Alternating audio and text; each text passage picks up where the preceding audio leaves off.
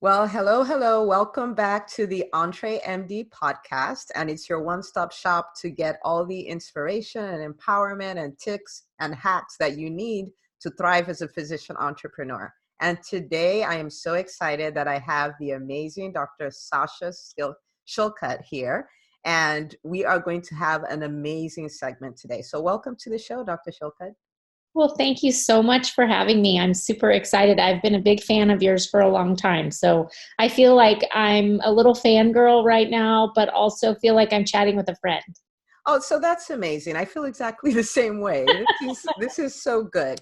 So I know you and know how amazing you are. I want you to take a moment and introduce yourself to the audience.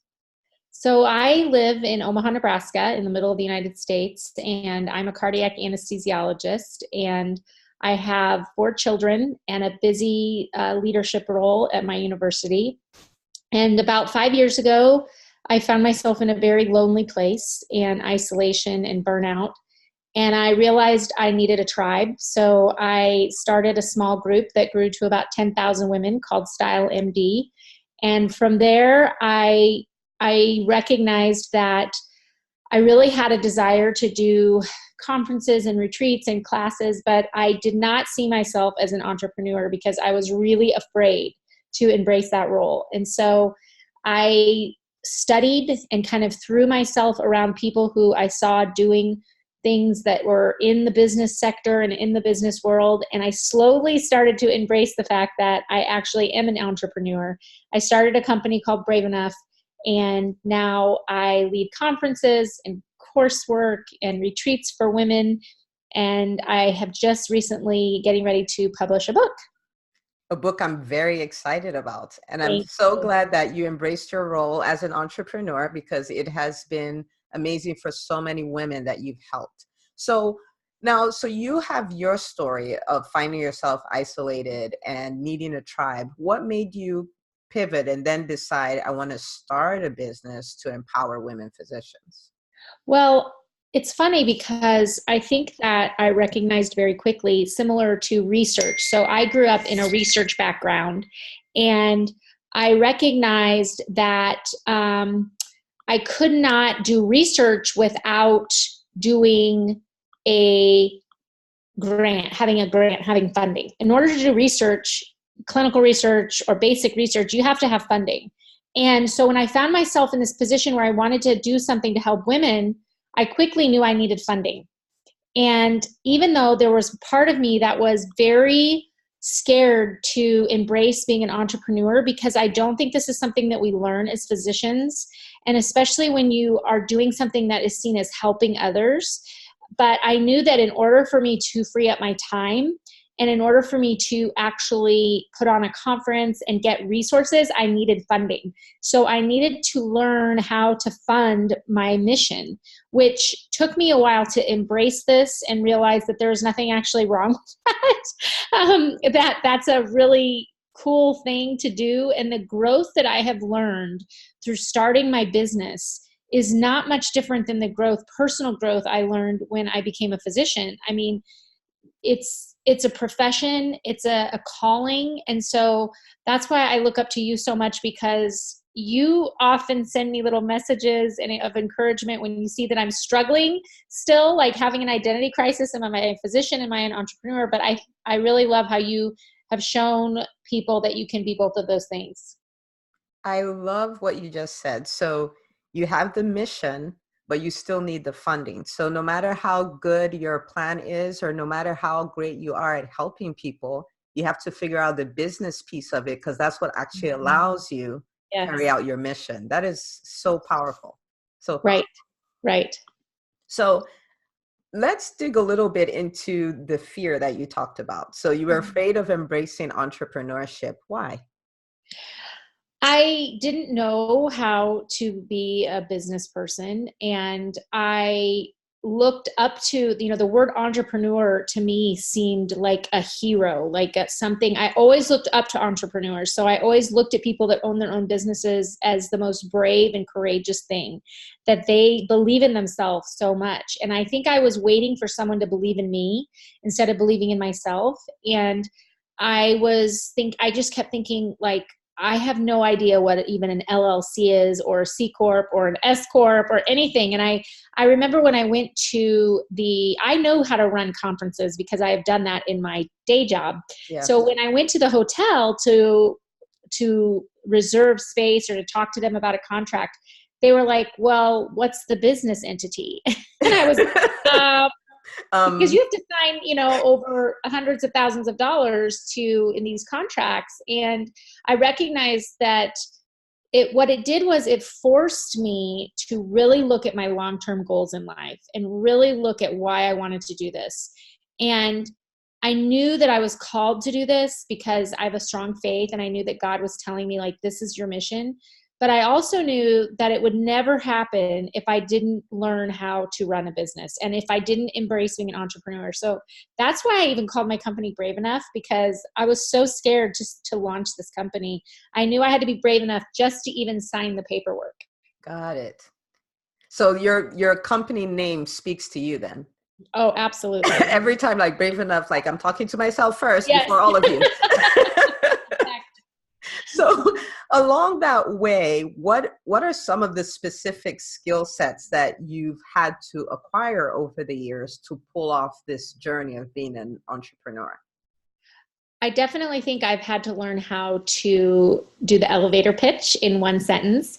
If you can't say in one sentence, I mean, it's so aligned with research. If you can't say what your research is about in one sentence, you don't know.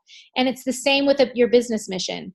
If you don't know what your business mission is in one sentence, you don't have it figured out, and you probably aren't going to be successful. And so I spent a lot of time developing my brand. I probably spent 10 months developing the brand, thinking about the website, thinking about what I wanted to do. And I would say the thing I learned was to just start. Once I had the brand figured out and I had that sentence, to just start. In my mind, Can you say that again, please? Just start. Just start. 2 more times. Yeah, just start, because I wanted everything to be perfect. So I wanted the website to be perfect, my blog to be perfect, the conference webpage to be perfect, the courses all developed, which that's insane. That's like saying, I'm not going to start a research study until I have the findings, right? So wow, that's a good way to put it. Yeah. There's so many allegories between it for me. So I recognized that what was really holding me back was my own fear of failure.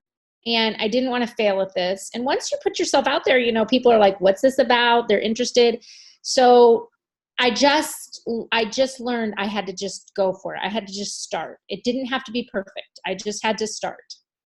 That's awesome. And one of my favorite quotes ever is, perfection is not required, just progress. And just start, just do it. Give your B game and keep it moving.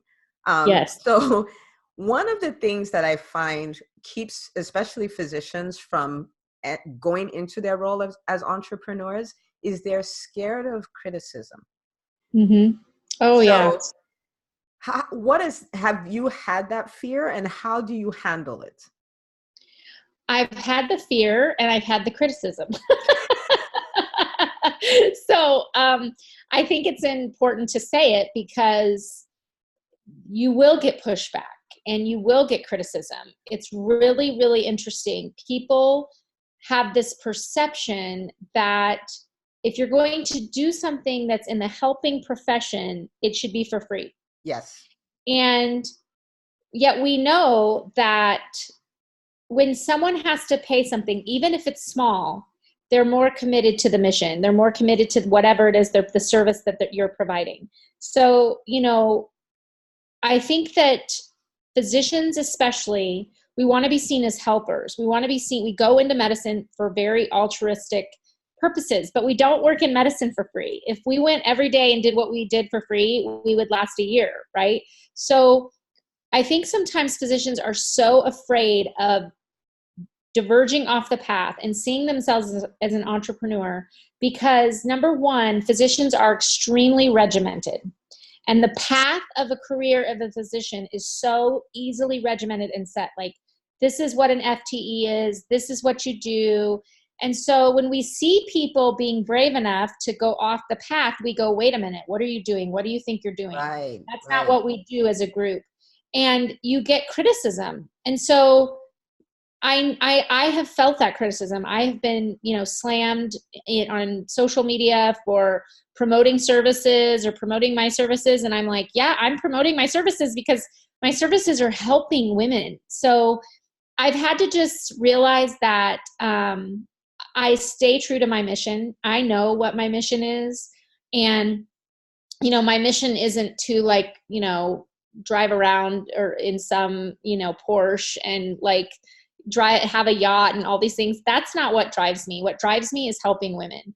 And if I want to help women, I have to have the resources to do that. And if I have to have resources, I have to have funding. It's like anything else in life. So I just stay true to my mission. So that's the way you overcome that, is stay true to your mission, your why. Exactly. Know your why. And if you can lay your head down at night knowing that you're helping people, or you're staying, whatever your mission is, that you're staying true to that. I think we all have gifts and talents and unique traits. And I think it requires courage to follow and engage in those every day. And only you know what those are. Only you know what lights your soul on fire. And it takes courage to do that.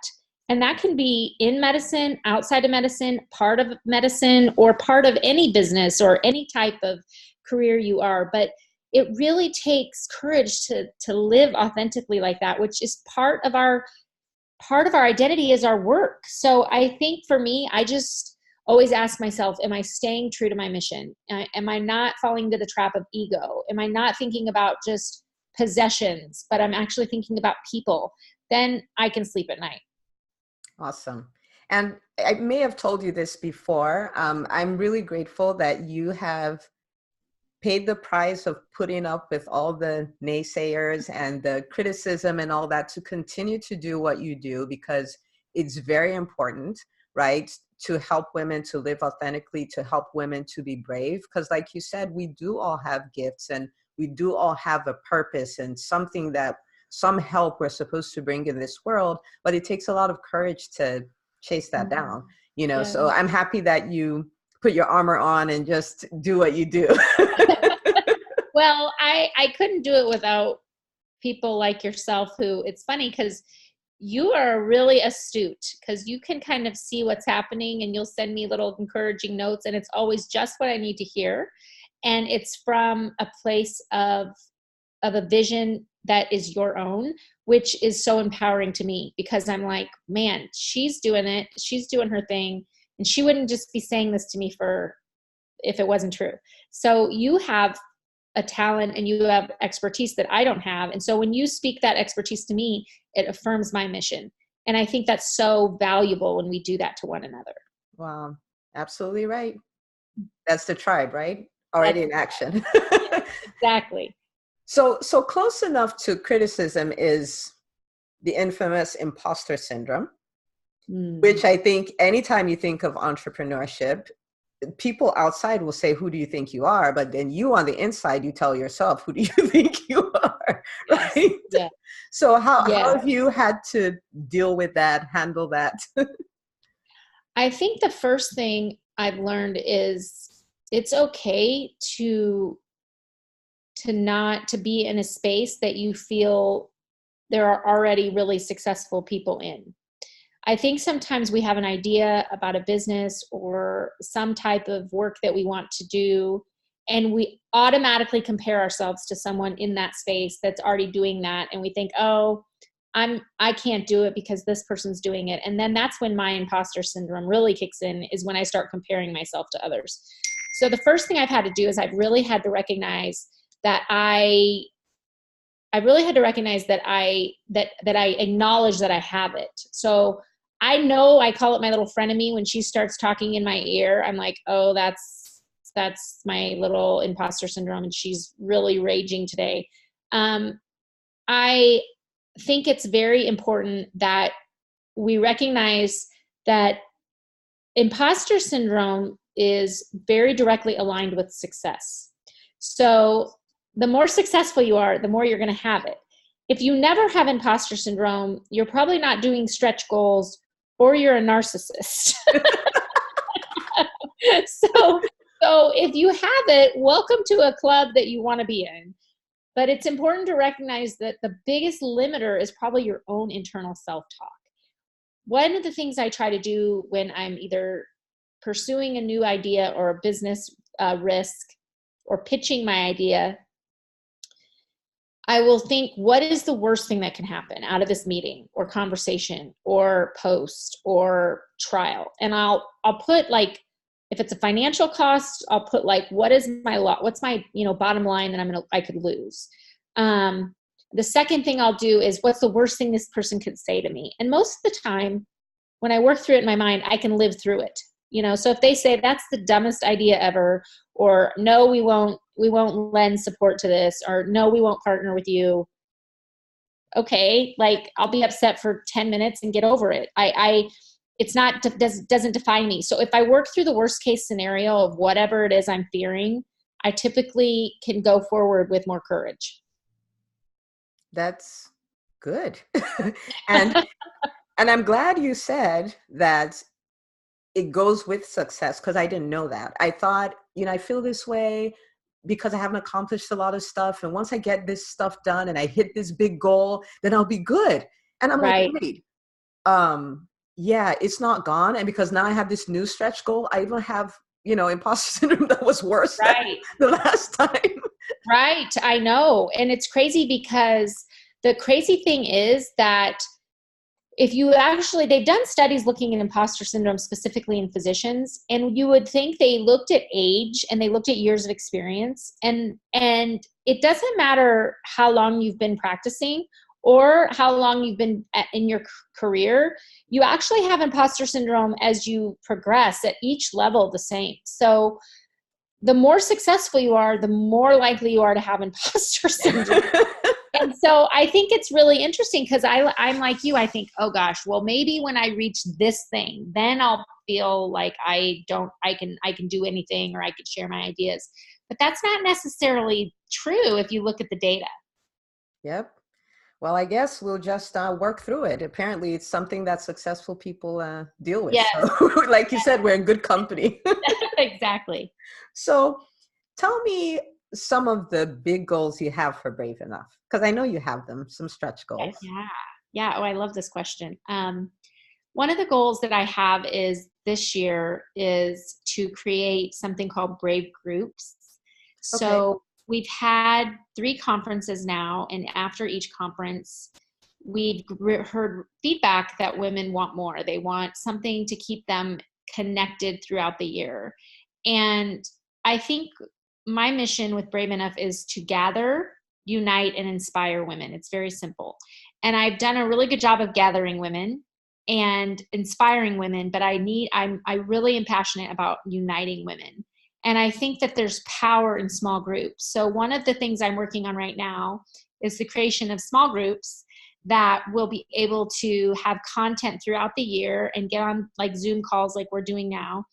And we're going to be revealing this in the next couple months. I have someone who's working with me, Dr. Brittany Terry, who's really passionate about uniting women too, because what we know is that when there is when people are put in a common a struggle, when they share a common struggle, they unite. So, if you think of like prisoners of war or like people that do CrossFit. Yeah. Yep. There's unification in pain and struggle. And so we're developing a process by which women can be put in groups. I'm really passionate about that because I think that in our society today, there's so much pressure on us as women to be everything, to be, the best mother, the best wife, the best aunt, the best sister, to be the best friend, the best doctor, lawyer, everything. And then to look perfect and after having 7 kids. Yeah. Look like a 16-year-old. Yeah. Yeah. It's just crazy. It's crazy. So there's a lot of isolation. I think our inadequate feelings of being inadequate lead to isolation. So I'm really working on that. The second thing that I'm working on is my book that's coming out. I'm launching this book, and I'm so excited about Between Grit and Grace and what that's going to be. And then really working on a collaboration of retreats. Right now, I just do one retreat a year. I'd like to do more than one a year, which is small group coaching intensives of about 20 women, because I think 20 is kind of the magic number for when you can really pour into small groups of people. That is so phenomenal. And that's going to be a huge game changer for the women who will attend that. That's really good. I Thank love you. your big goals. and Thank you. And I'll point out something which you know, but maybe everybody listening doesn't, is if you think about your big goals, you think about the book, you think about Unite, you think about Retreat, it's all about helping people. The money piece is a consequence. It's the reward for helping people. We don't start off as entrepreneurs saying, I just want to make money. Who do I get the money from? We start from, we want to help people. And then as a consequence, we have all this funding come in, you know? Right. So that's really powerful. Love your BHAGs. Love them. So we're going to talk a little bit more about the book because I really want to listen to what you have to say about that. But before we do that, I know you have 4 kids. So how do you do the job, the leadership role, brave enough, husband, 4 kids? How do you do it all? Oh, well, I don't do it all. Number one, I have a lot of help. One thing that I am really honest about is how many people I have helping me, because I can't do this all by myself. I've learned every year of my life that it's okay to ask for help. And so I do that. I have very good time management skills. I will say that. I've worked really hard on them, but I oftentimes overcommit and I can get burned out and I have to step back. I think everyone in my family really knows like when I'm starting to overcommit, so they'll help me with that. But I don't have a lot. I don't waste time. I'm just being honest. Like I don't watch television. I mean, I'm the person that like in the operating room when everyone's talking about like this TV show, I just smile and nod because I have no idea what they're talking about. I haven't watched television in like, I don't know, 10 years or something. So wow, that's impressive. I don't do that because I don't have time for that. And I'm just this type of person that I'm really driven and ambitious, but I also love connecting with people. So I've learned that in order to connect with people on a meaningful level, I have to retreat and fill my own cup. So I spend time by myself at least once a week, just withdrawing. And during that time, I plan my week. So like today, I'm actually my husband's having knee surgery today of all things. Oh. So I'm taking him to the hospital. And when I'm sitting there, like, I already know what I'm going to do for 3 hours. Like I already have it planned out and I'm going to plan the next like 3 weeks of my time. Because I'm a person who utilizes every time. Like tomorrow I have to get on an airplane and I will be utilizing every spare minute. So I'm not someone like, I always laugh when people say they're bored because honestly, I don't think I've ever been bored in my life. I don't even know what that feels like. You don't have time to be bored? I know. Like, how are they bored? Like, I don't even know what I can't comprehend that. So it's not like I have some superpower. I'm just really very, I'm really conscientious about my time management. So for me, this is like validation for me because it took me many years to accept, look, this is the way you are and it's okay.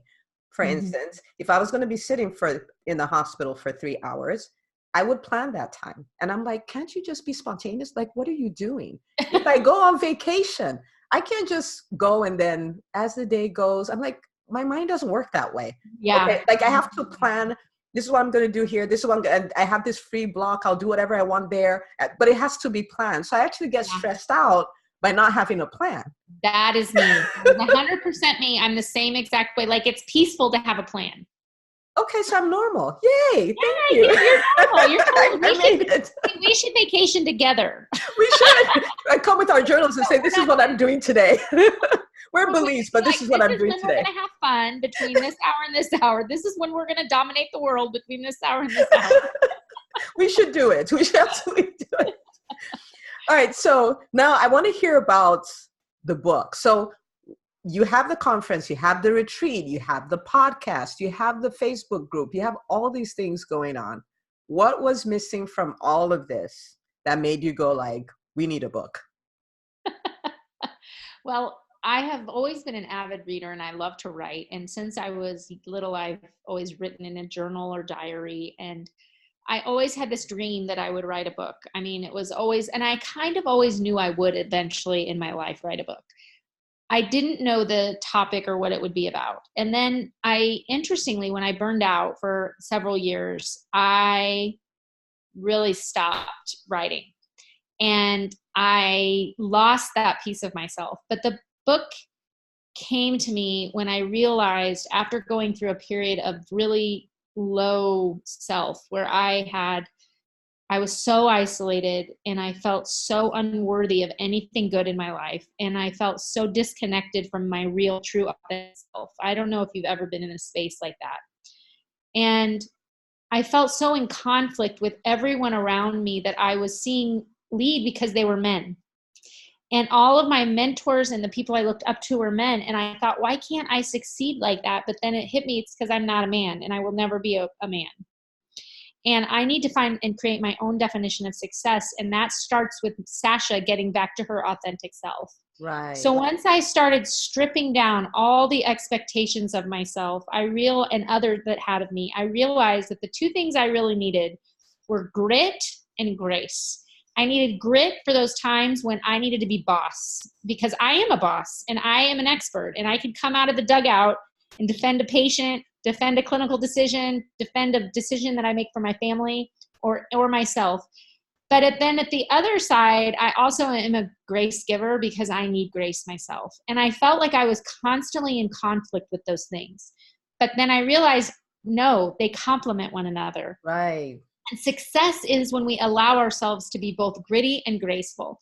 When we can come and show our expertise and be assertive when we need to be, but that we also see that doesn't mean that we can't give grace to ourselves and others. So that's what the book is about. It's about embracing your authenticity as a woman. Well, that is so amazing. You don't have to be a man. You just need to be you. Nope. Yes. That's lovely. I love it. So now there is somebody who really needs to read your book, right? Who is that person? What issues are they facing? What makes them cry at night? Who's that person? So I wrote this book for the woman who feels that she is on a treadmill of life and she's running as fast as she can, but she's not getting anywhere. And she is actually falling more and more behind with every step. And she feels that even though she comes home, she goes to work every day and pours into her work and then comes home and pours into her family, she feels like she's lost herself and she's hiding. But what she doesn't realize is she's really in captivity, because freedom lies when we can be who we truly are. And that requires stripping down all the expectations that others have placed upon ourselves and all of the things that we've accumulated as we go through life to try to succeed as women.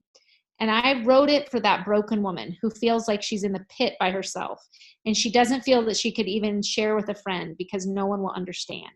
That's who I wrote it for. Wow. Okay. So that's a lot of people. And that's really clear. And my expectation and my hope is that for every professional woman, they would get a copy of your book, really, because they're either there or they know somebody who's there. So I'm going to include in the show notes the link to pre-order the book, because it doesn't come out till February of 2020, right? So to pre-order the book, and I'll put the links to your website, your blog, and all of those things so people can connect with you and really be a part of the movement that is brave enough. Thank you so much. You are so wonderful. Aww. I'm trying to keep up with you, apparently. But thank you so much for coming on. Thank you so much for being a part of the show and giving of yourself today. And for everybody that's listening, pre-order your copy. And I will see you next week for another wonderful episode of the EntreMD Podcast. Thanks again, Dr. Shillcutt. Thank you.